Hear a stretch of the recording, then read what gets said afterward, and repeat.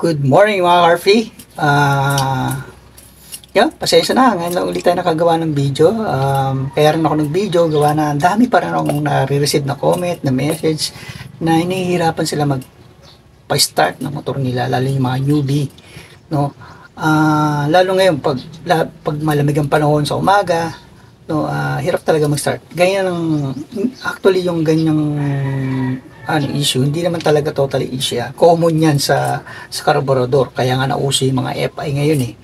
No, ang kailangan mo lang, kaya kung medyo maselan ka, ayaw mo gusto mo laging convenient, pag start mo, start agad, huwag ka kukuha ng carburetor. Okay? Sa mga maseselan at gustong convenient, nulit ko, huwag kayong kukuha ng carburetor na motor kung gusto nyo na convenient. Kuha kayo ng FI. Kasi yan, electronic type na yan. Ito kasi sa atin ay hindi pa. So, carburetor ay, sa carburetor, yung mga hirap mag-start sa umaga, no? Hindi na yan issue. Common yan sa carburetor talaga. Okay? Para mapadali, kung carburetor yung motor nyo, gusto nyo talaga ng hindi kayo nahihirapan mag-start, no? I-set up nyo ng tama. Right? Kung bago pa, ganun na agad, hard starting na agad, pa-check nyo yung timing, valve clearance, no? Ito naman sa atin GY6, yung mga ganito kasing klaseng motor, hindi naman ganun kaselan ito gawin. Basta tama lang yung mekanikong lalapitan mo. Meron kasing mga mekaniko na magaling lang sa FI, pagdating sa carburetor ay kapa-kapa na, nangangapa na, nanguhula na. So, yun lang, lumapit kayo sa tamang mekaniko na trusted nyo. Yun lang. Lalo sa GY6 na makina. Ano pa ba? Yun, kapag hard starting yung motor nyo, check nyo yung thermal na battery, spark plug, yung pinaka-gap nya, yung spark plug. For example, ito yung spark plug, meron yung dip nyan dito, meron siyang pinaka electrode, yan. Dapat may isa kasi masyadong malapit yan. Kailangan yung iangat ng konti. Isa rin yun. Minsan, yung iba, akala ng iba, hindi na nagpapalit ng spark plug. No? Minsan, ang tagal na, ilang taon na, o inabot na ng 3 taon, 2 taon, hindi pa nagpapalit ng spark plug. Natural, palit yung spark plug. No? Every 6,000 to 8 km to 8,000 km, palit dapat ng spark plug. No? Kung kaya mo ng year na magpalit, okay lang magpalit, para at least walang magiging aberya. Hindi nagiging issue. Okay? Tapos, yun nga, timing ng makina. Isa rin yun. Timing ng makina. No? Chine-check yun. Tapos yung sa pulser, dapat talaga ginagawa yung actual. Hindi ko mapapakita sa ngayon, hihirap kasi makakalas pa tayo. Pero pag may pagkakataon na nagkalas ako, papakita ko sa inyo yung mga dapat gawin. Pero, panoorin nyo yung mga iba kong mga video. May marami kang matutunan doon mga paps. Okay? Yun naman, tapos sa langis, siyempre, kung malamig ang panahon, gamit ka ng langis na para sa malamig ang panahon. Pero kung mainit ang panahon, gumamit ka ng langis na pang mainit na panahon. Ganun yun. So, kaya nyo, next, sa mga pag nagkaroon tayo ng source or mga sample na langis, magagawa tayo ng video para magkaroon kayo ng idea sa mga sinasabi ko. Okay? So, ayan. Kaya rin ako may hawak na carburetor, no? Gusto ko pamigay.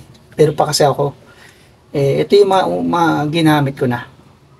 No? Kasi ako naka-D-type na. Patagal na ako nagpalit. Ito nakatagal na rin.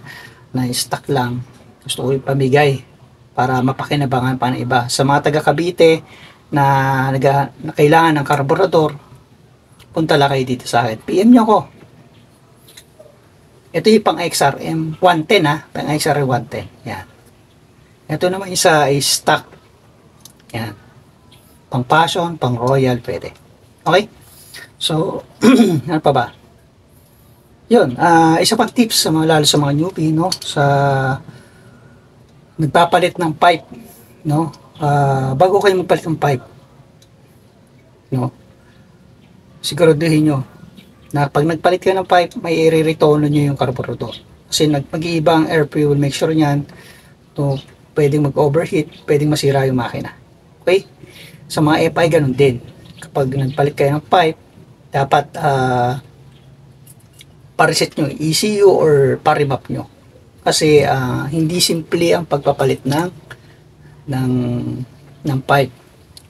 Malaking epekto yan sa makina. Pwedeng masira. No? Maraming nasiraan yan. Hindi lang sa carburetor, hindi lang sa FI. Kapag iba kasi nangangati ang palit ng stock market, aftermarket na pipe o tambutso. Kaya inulit ko, kung carburetor, yung motor nyo, i-retono nyo yung carburetor. Okay? Pag FI, paparemap nyo or papareset nyo yung ECU. Kasi nga, yung nilagay nyong pipe, hindi pa yung kilala ng makina. So, ang susundin yan, lalo sa FI, ang nakaset dyan is yung stock na pipe. Kaya ang iba, kaya nag-overheat. No? Nag-iiba yung air fuel mixture niya. Okay? So, yun lang. Ang mahaba ng video, baka may buzzer naman tayo dyan. Sabihin, puro da naman ako daldal. Diba? Okay lang dumaldal dahil may yung dinadaldal natin is nakakatulong naman sa iba. Okay? No, makakatulong naman sa iba. Yeah. Tsaka nga pala, no, isa pang tips, papahabol ko na rin. Kung naka-stock carb ka or XRM 110 na carburetor, ito ay stock na carb. Ang pinaka turn lang nito ay kung 3 adjustment, nasa 3 ka or basta nasa balance, no, sa middle adjustment yung needle, 1 turns lang mapaps. Mga ganitong klaseng carburetor saka to stock, 1 turns lang. Okay? Ilang 1 turns lang. Huwag yun na masyadong basta stock yung stock yung pipe, yung tambutso. Pero kung mag-open pipe ka or magpapakalkal ka, mababago yun. Pwedeng maging 1.5 o 1.8, 2 or turns, or 2 turns and 1.5 o 2 turns 1.8. Pwede, depende. Kasi ang pagtutono is talagang dapat talaga ginagawa actual. Okay? Kaya hindi natin masasabi na, pero kung stock yung pipe nyo, yun, 1 turns lang. Yun lang. Kaya mga karpi, mahaba na ulit mga video. Baka may buzzer na naman tayo dyan. Yun lang, maraming salamat. God bless sa inyo lahat. Abang-abang na tayo sa mga video. Peace out. Bye-bye.